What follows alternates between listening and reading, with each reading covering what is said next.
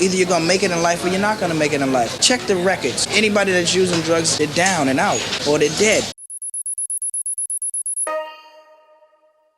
Robert Beresford Brown Sr., aka Bobby Brown, born February 5th, 1969. Bobby Brown's story is one of music's greatest contradictions. On one hand, he's an undeniable legend and architect of the New Jack Swing era, and a solo artist who at his peak seemed destined to be one of the biggest stars of his generation. After leaving New Edition in the mid-1980s, Bobby's 1988 album Don't Be Cruel didn't just make him a household name, it cemented him as the face of a new sound.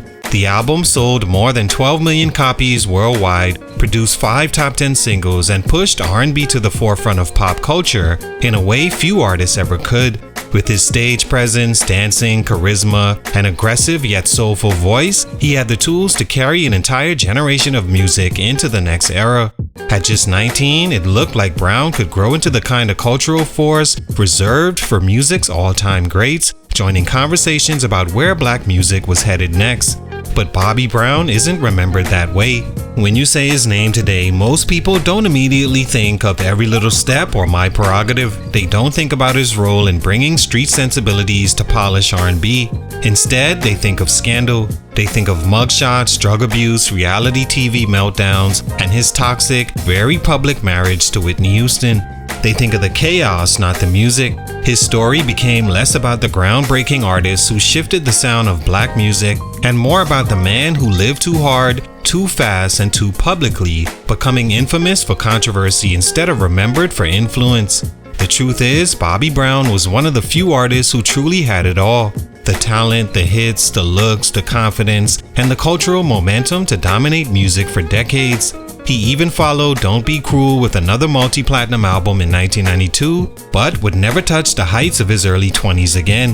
Where others built legacies off consistency, Bobby Brown became the symbol of squandered greatness, his voice drowned out by the noise of his personal life. He once famously sang My Prerogative as a declaration of independence, but in hindsight, that same lifestyle and sense of invincibility is what tore down the empire he was building. Bobby Brown's Stunted Growth is a story about how sometimes talent and success aren't enough when your biggest opponent is yourself. What happened? Let's talk about it. It's your boy JC, Stunted Growth Music. Let's get it. Take a minute to like, subscribe, and comment on who I should do next.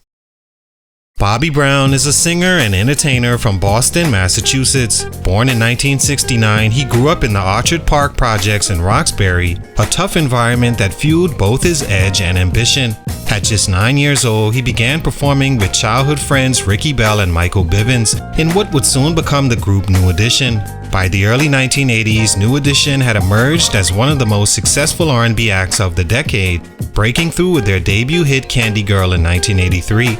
Bobby quickly stood out for his raw energy and stage presence, but his rebellious streak and tendency to upstage others led to tension. In 1986, the group voted him out, pushing him into a solo career. His debut album, King of the Stage, struggled commercially, but by 1988, his follow-up, Don't Be Cruel, made him a superstar, eventually winning him a Grammy and worldwide recognition. Stunt number 1, the lifestyle that overshadowed the music. I come from the streets, and I've seen people that's been on drugs, so I know what it does. Bobby Brown's first major growth stunt came not from a lack of talent, but from the way he lived. At the peak of his fame in the late 80s and early 90s, he was known as much for his wild behavior as for his groundbreaking music. After Don't Be Cruel made him a global superstar, the money and spotlight fueled his reputation as R&B's bad boy. His live shows were electric but often unpredictable, mixing raw charisma with antics that sometimes overshadowed the performance itself. While artists like Michael Jackson carefully crafted an image of perfection, Bobby leaned into chaos, letting his persona blur the line between art and scandal. This lifestyle soon began to catch up with him. Stories of partying, womanizing, and confrontations with the law started appearing more often than reviews of his music. Instead of being celebrated as the heir to New Jack Swing's crown, he became a tabloid fixture. In 1990, he was arrested for disorderly conduct after one of his shows in Augusta, Georgia. More arrests followed throughout the decade, including DUIs, drug possession, and assault charges. His behavior was both his brand and his downfall. Fans were drawn to his rebellious energy but turned away when it became destructive. What made this stunt so damaging is that it unfolded right as his career should have been cementing itself in history. Even with another multi-platinum album in 1992 and a string of successful singles, his personal life was stealing the headlines. By the time he married Whitney Houston that same year, Bobby Brown the artist was already being overshadowed by Bobby Brown the scandal magnate. For someone with the potential to build a lasting legacy in music, this shift in public focus became the first and most important crack in his career foundation. Stunt number 2, the marriage that defined him more than the music. In 1992, Bobby Brown married Whitney Houston in what was supposed to be the union of two superstars. At the time, Whitney was America's pop princess, a voice considered untouchable, and Bobby was the street-smart bad boy who had brought edge to R&B. The pairing drew endless attention, and for a while, it looked like a fairy tale. They performed together, welcomed their daughter Bobby Christina in 1993, and became one of music's most talked about couples. But as the years went on, the marriage turned into one of the most infamous in entertainment history, overshadowing both of their careers. Behind the scenes, their relationship was marred by drug use, domestic disputes, and an increasingly toxic dynamic. Whitney later admitted she was already using drugs before Bobby, but the public narrative painted him as the one who pulled her down that path. Regardless of the truth, the perception stuck and his name became tied to her downfall. Instead of Bobby Brown, the hitmaker, he was cast as Bobby Brown, the destructive husband, blamed for dimming one of music's brightest lights. The marriage also gave the world a front row seat to dysfunction. Their 2005 reality show Being Bobby Brown became a cultural spectacle for all the wrong reasons, with audiences watching them argue, joke crudely, and spiral on camera. By then, his music had long taken a backseat to the soap opera of their relationship. The same charisma that once made Bobby a star now made him a tabloid fodder. For Bobby Brown, marrying Whitney Houston should have elevated his legacy, but instead it defined him in ways that buried his artistry. His music career, already strained by his own choices, became engulfed by a relationship remembered more for chaos than love. Stunt number 3, addiction and the toll of his legacy. I wasn't living for myself. I was living just to, get high again. If Bobby Brown's wild lifestyle and turbulent marriage chipped away at his career, addiction is what ultimately blocked him from sustaining greatness.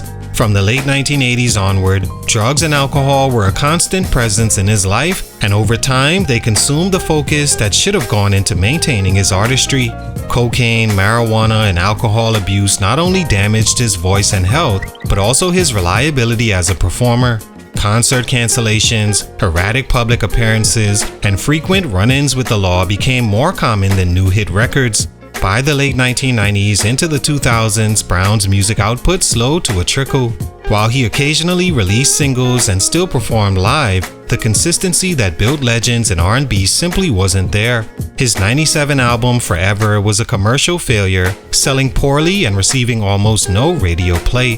The urgency and polish of Don't Be Cruel had been replaced by years of wear and tear, drugs, and distraction. What should have been a career entering its respected veteran phase instead stalled out, leaving him remembered more for drama than music. The cost of addiction went far beyond his career. His marriage to Whitney dissolved in 2007, his relationship with his daughter became strained, and his public image sank even lower. Instead of celebrating one of the greatest performers of his generation, the culture increasingly saw him as a tragic figure who lost it all because of his addictions. The fact that he has outlived both Whitney and his daughter, Bobby Christina, both lost to drug-related struggles, only deepens that perception. For Bobby Brown, addiction wasn't just a personal battle, it was the final barrier that kept him from rewriting his narrative. It robbed him of his artistry, his family, and the chance to fully reclaim his early glory. All in all, Bobby Brown's career is a reminder that talent alone doesn't guarantee a lasting legacy, because if anyone was talented along within the perfect time, it was Bobby Brown. He had the voice, the charisma, the hits, and even the cultural momentum to dominate music for decades. But the combination of his reckless lifestyle, his high-profile marriage, and his battles with addiction pulled him away from the greatness he once seemed destined for. Instead of being remembered first as the voice of New Jack Swing or one of R&B's defining solo acts, his name is often associated with controversy and turmoil. Yet Bobby Brown's story is also one of survival. Despite everything, he continues to perform, reunite with New Edition, and remain a visible figure in music culture. His stunted growth may have cost him superstardom, but it didn't erase his impact or the timeless, undeniable influence of the music he created at his peak. Salute, much respect, but for these reasons, his growth was stunted. It's your boy JC, Stunted Growth Music, and I'm out. It's a mind and soul killer. For the kids out there, just know that don't use drugs, because it'll kill you.